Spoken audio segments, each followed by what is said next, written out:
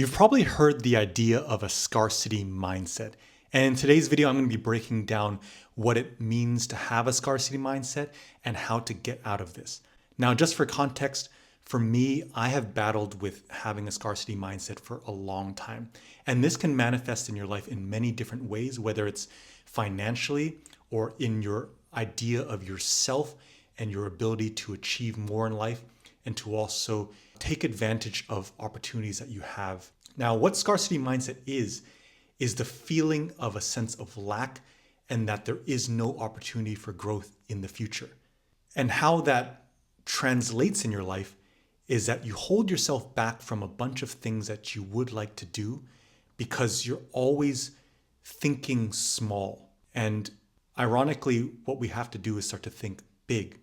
One thing I realized for myself when it came to having a scarcity mindset, especially when it came to finances, because I was constantly trying to save, invest for the future, which I think, of course, is always still important, is that you rob yourself of the joy of being present in the moment. Because if you're always waiting for tomorrow, tomorrow never comes. The future is always in front of you.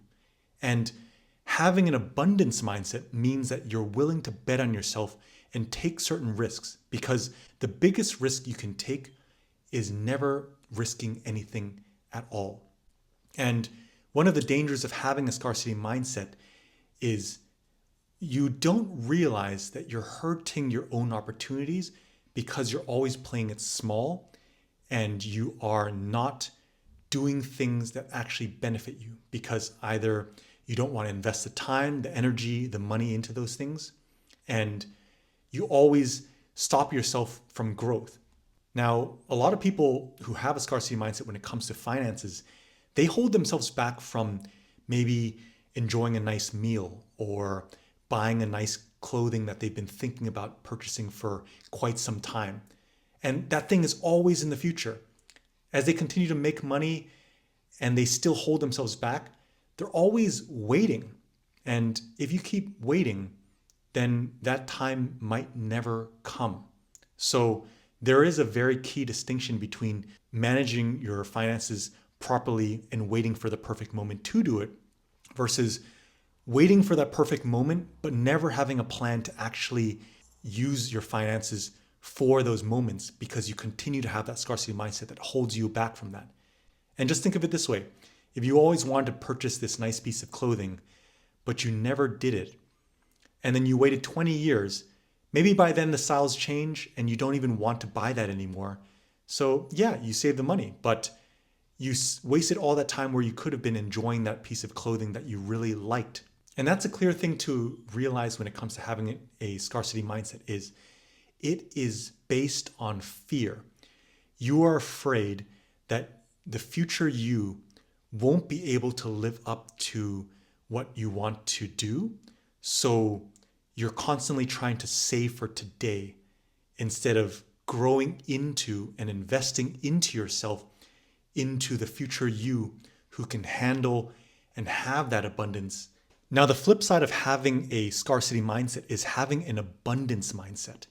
Now, having an abundance mindset means that you feel like there's an overflowing of opportunities, of resources, of time, of your ability to grow. When you have an abundance mindset, what you're doing is you're actually betting on yourself and seeing the opportunities, not all the risks. There's a difference between being aware of the risks and letting those risks control you. Now, when you have an abundance mindset, this means that you start to see that you can grow into those opportunities. Let's say you wanted to start investing, but if you have a scarcity mindset, you wouldn't want to invest because you're always going to be afraid that you're going to lose your money and you don't want to invest. But by not investing, especially with inflation and the reduction of purchasing power, your money is constantly going to be depreciating over time anyways. So that is a clear example of where you should start to invest.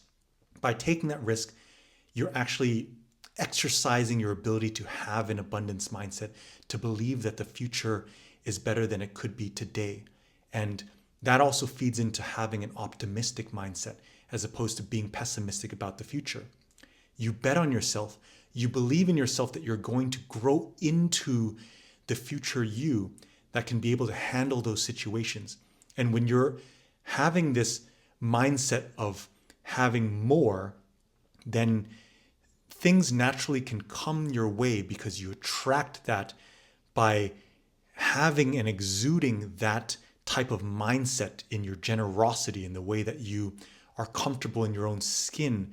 When you have an abundance mindset, you're not thinking small, you're not hiding, you're not shying away from things where you could just be expanding into them.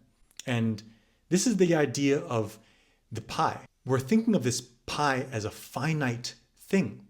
And because it's finite, we're constantly trying to just cut small edges of this pie as we eat it, because we're thinking that it's just continuing to shrink. But when we have an abundance mindset, we're thinking that we can grow that pie and we can continue to make or bake new pies. So that is the clear distinction between having an abundance mindset and having a scarcity mindset. For me personally, this is still a work in progress, but I hope this reaches someone where if you're struggling with having a scarcity mindset, it's great to reframe this and start to work towards having more of an abundance mindset. And some simple steps you can take is to just start being more generous to yourself and to others in even small things. It doesn't have to necessarily cost you money. Maybe it could be giving your time, it could be giving your energy, it could be giving your expertise. These are all ways to show your generosity and share and begin to live in abundance and have that mindset where you are growing and things that you want are also becoming magnetized towards you. And in doing so, you live abundantly, because at the end of the day, abundance is a mindset. You can be someone who's extremely wealthy and still be poor in your mindset, while others can be poor financially, but be very abundant in their mindset. So that's just a question that you have to answer for yourself, whether you want to live having an abundance mindset and enjoying your time and your life on a day-to-day basis. So I hope this video adds value to you and helps you to live more abundantly. My name is Dexter. I'm a mindset coach. I talk about self-awareness, decision-making frameworks, as well as purposeful living. If you like this video, please don't hesitate to subscribe, as well as hit that thumbs up button. That will help me a lot in sharing this content to more people like yourselves. And I hope you have a wonderful day. Bye-bye.